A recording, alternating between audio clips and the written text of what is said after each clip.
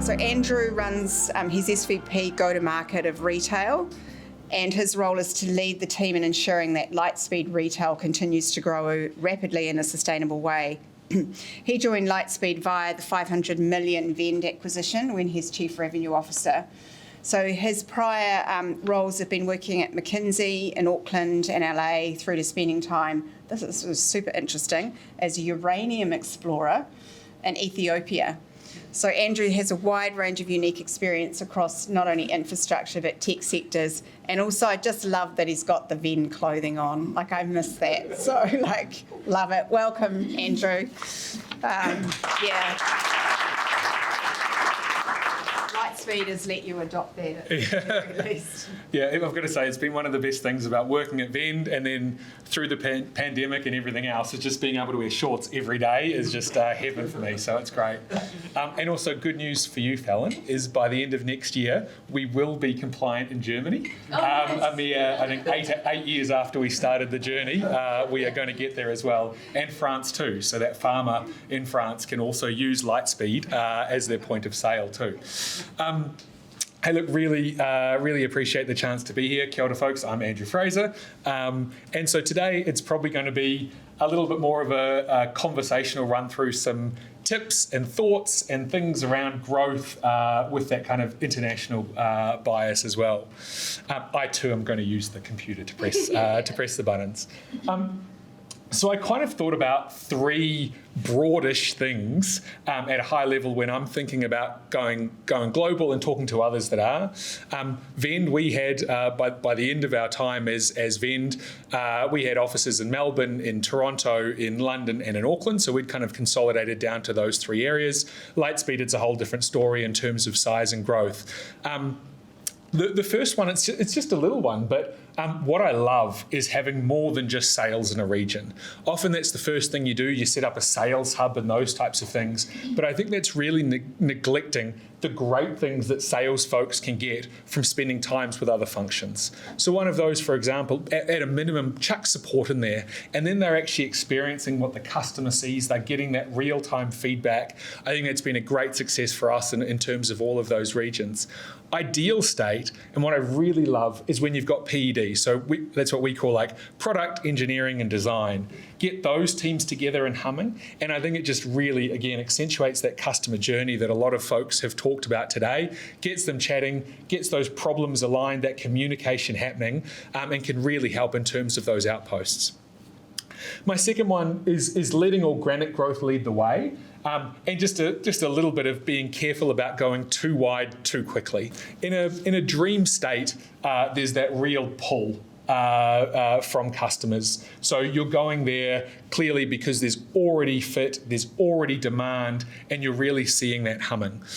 So really think about that. First piece, number of markets. Ideally go one at a time.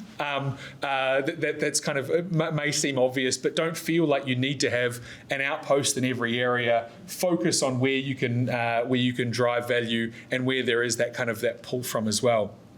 An underrated one from there is also to think about exit strategies. And I know it can feel early to think about that, but like when we were acquired, one of the pieces of feedback from folks was you've got a really, really strong footprint in APAC. And so that's one of the reasons they bought us, was to kind of fill in their APAC footprint. If we had gone very scattergun from the start, I think we wouldn't necessarily have had that strength. And you really do have to balance having a smaller base in a lot of different areas versus having very firm, solid footprints in each. The second one is in terms of how you're going to do it. Are you going to rely on inbound, which means that you probably have to have more of a presence, you've got to be ranking, you've got to be doing those things. Are you doing outbound? Costly to set up, have to have a bigger team, but you can probably get there faster, especially at the enterprise level. Partnerships, I'd possibly even say if you're going the heavy partner route, you don't even need a sales team if that's the way that you want to work things out. But think about these things before you launch in region. And then the third one is channels as well.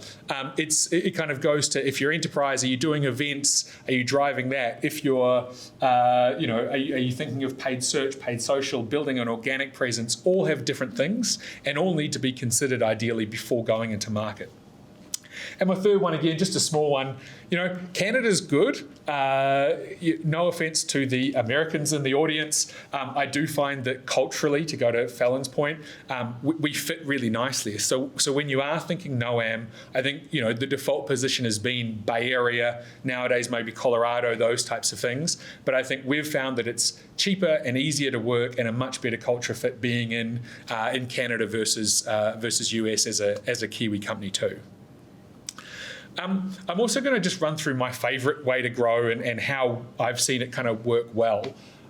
You probably didn't think that we'd be talking about structural stuff here, but what I love, and yes, huge bias here, to get that sales marketing fit that I think everybody else has referenced today, is bringing the sales and marketing team together underneath that CRO. I think it just avoids all the finger pointing and issues that can come and can really get that seamless work in an ideal state. And ideally, all of that is underpinned by RevOps. And so for those of you maybe not familiar with RevOps, it's my favourite thing. And so there's three aspects of it. One is the tooling and operations, so very apt with this being a Salesforce event, but it's getting all those tools right to support our sales teams. It's getting the analytics and insights right to feed back to the sales teams and sales leader. And then it's also getting the enablement and training right to make those teams better. We group all those three things together, call it RevOps, and it's the underpinning of any revenue success that I've seen in an organisation as well. I'd also say I've got a personal, very strong bias towards spreadsheet marketers and spreadsheet sales. What that means is a very data-driven approach to growth. This goes whether we're talking about international growth, market growth, any of those things as well. When I'm talking spreadsheet sales, what I'm probably saying there is my bias here is towards a sales leader that is driving, for an example, for an SDR, 40 calls per day, with this script and this piece, as opposed to a motivator or rah-rah specialist that kind of earns on that side. Yes, you can get the perfect hybrid between them, of course, but more often than not, I'm going for that number-driven person. Same in terms of spreadsheet marketing. I want to see all the data that I need to see, the results, the conversion, those types of things. We happen to actually have a sensational spreadsheet marketer in the room today, Ian Bishop. Way back from his batch care days, he was like the Auckland standard in terms of driving these things. So if you do want to learn about that, Ian's the man for the job around that too. Because I love data, I just thought I'd go a little bit deeper as well. This is what I'm thinking about when growing in terms of what you should be looking at on a frequency basis. It's setting the right metrics for the right teams and getting those to the right people as well.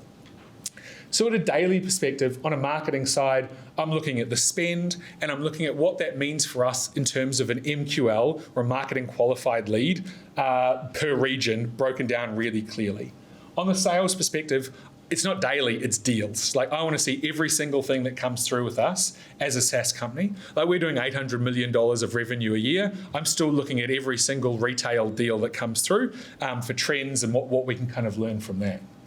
At a weekly basis for sales and marketing, it's performance to target. We need to know really clearly how we're going so that we can set expectations and also drive change. On a marketing perspective, it's channel mix, like how are we doing, how are we balanced? On a sales perspective, it's that pipeline management piece that Amanda was talking about before. We do the BBB, the bear-based bull, but it's essentially saying how are we tracking in month? What's our best case scenario? What's our worst case scenario? Where I love that as well is in terms of that pipeline management, that forecasting. If it goes well, great. If not, you can also learn a lot. Like, do you have a rep that is consistently overstating or understating? What can we drive in terms of that? When do deals hit throughout the month? Those things. And then in terms of monthly, obviously a full review. Obviously, I guess obvious, but tying it back to unit economics. What are we seeing from a CAC months perspective? If we've got too few CAC months, do we need to be spending more? If we've got too high, do we need to be kind of rebalancing those things? And then my last one is a funnel report for leaders. And I am, again, because I love data, I think data is the key to growth. I'm going to go even deeper in terms of this. So this is a funnel that we had at Vend. It's old, so the data's fine to share. I may have changed some numbers, I don't know. But what this is great for is at a leadership perspective, it gives you insight in terms of what matters. So as a CRO, I didn't want my CPO, no offence, or CEO looking at my numbers every day. I think that's not the best thing for the company. However, they do need that insight, and they need to be able to see the things that matter for them at the right times. So, like, for example, this is what we would run through at a monthly level at the company. We'd be looking at paid traffic, both in terms of total numbers and conversion. We'd be doing the same from an organic perspective, and then we'd be tracking that through the funnel. So the things that matter to us, MQLs, SALs, don't worry about the definitions, but it's essentially the steps that made sense for us, right down to activations. We're looking at those 12-month trends, so you can see at a picture how things are working. And then over here, we're also looking at the ratios. So what I'd see from this month, if I was a sales leader or a company leader, I'd be saying, hey, the leads at the top were struggling. We know why. It's because it was during COVID. We cut our spending drastically as well. However, throughout the cycle, our sales performance is improving at almost every step. So every step through the funnel, we are getting better than we were on the previous month, which has meant that our MQL to activation rate is at a very high level, good level for SaaS, especially given the markets we're operating in. And when you tie that all through, our number of stores, our ARPU's up, but most importantly, our gross new MRR for that period is up as well. So we're able to kind of get that real-time view. And also, we can do the same for the marketing side. So again, I won't go through this in too much detail, but it's the same thing. What's our spend?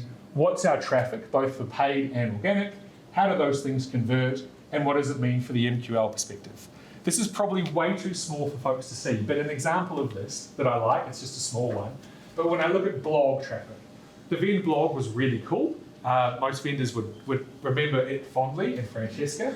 It was also very much, it was not call to action driven.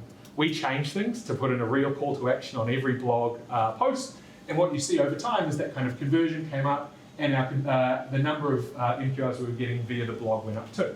So it's just a very small one with small numbers, but you can start to see some of these changes real time as well, which is something that I really like too. So when I kind of put these together, there were a few things that I kind of wanted to round out and finish on, and specifically around international growth too. So don't make assumptions. I think that's what Fallon was saying, and I think I'm trying to say as well. When you're thinking about market structure and preferences, you really have to do the work yourself. I'll give one Vend example. I'll call it the trial equivalent leads problem. So we had an SEM, like a paid search agency, that was driving a lot of our work, and they were based in the UK. They had really good results in the UK, so we ended up actually expanding them across our global SEM work. So they were doing our paid search in the UK, in North America, and APAC. And then we had some bad months. The first bad month that we had from a leads perspective, it just happened to be the same month that the Toronto Raptors won the NBA championship. We had our office in Toronto. Everyone was like, they were just partying the whole month, forget about it. The next month it was like, it's just 2 months in a row. By the time it got to 3 months, we were like, hey, there's something really going on here. And so we looked into it.